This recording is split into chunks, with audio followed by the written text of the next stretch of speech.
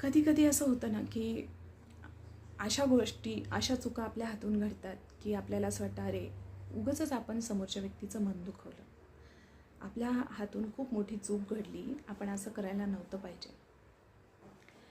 तर ही गोष्ट लक्षात घ्या की ह्या जगामध्ये त्या भगवंताच्या मर्जीविरुद्ध एक पानही हलत नाही. त्यांनीच तुम्हाला तशी बुद्धी सुचवली असेल, त्यांनीच तुमच्या तोंडून, तुमच्या हातून असं कृत्य घडवलं असेल, परिस्थिती तशी असेल म्हणून तसं झालं असेल. याचा अर्थ असा होत नाही की यापुढेही तुम्ही तसंच चुकीचं वागायचं किंवा चुकीचं बोलायचं किंवा दुसऱ्याचं मन दुखवायचं असा होत नाही. कारण की ही गोष्ट होऊन गेलेली आहे आणि तुम्ही त्याच्याबद्दल स्वतःला अपराधी मानता. म्हणून या अपराधी भावनेतून बाहेर येण्यासाठी आधी स्वतःला माफ करा, भगवंतावर विश्वास ठेवा आणि जर करायचंच असेल ना तर त्या व्यक्तीला, ज्या व्यक्तीचं तुम्ही मन दुखावलेलं आहे त्याला आधी सॉरी म्हणा. होत असेल तर त्याच्यासाठी खूप मोठा इगो बाजूला ठेवावा लागतो आपला, पण होत असेल तर त्याला सॉरी म्हणा आणि ही गोष्ट पुन्हा होणार नाही याची खबरदारी घ्या.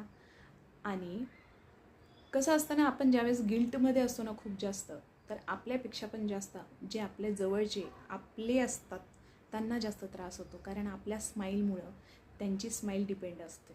आपण जर आनंदित नाही राहिलो ना, काहीतरी गिल्ट मनामध्ये ठेवून दुःखी राहिलो ना, तर आपली फॅमिली जास्त त्याच्यामध्ये त्रासून जाते. त्यामुळे आनंदित राहा आणि हा मेसेज जितका जास्त स्प्रेड करता येईल ना तितका जास्त स्प्रेड करा. कारण होतं असं बऱ्याच वेळा गैरसमज होतात, परिस्थिती चुकीची असते की ज्यामुळे आपल्याला चुकीच्या गोष्टी, चुकीच्या नाही पण खूप अशा धारदार गोष्टी बोलाव्या लागतात,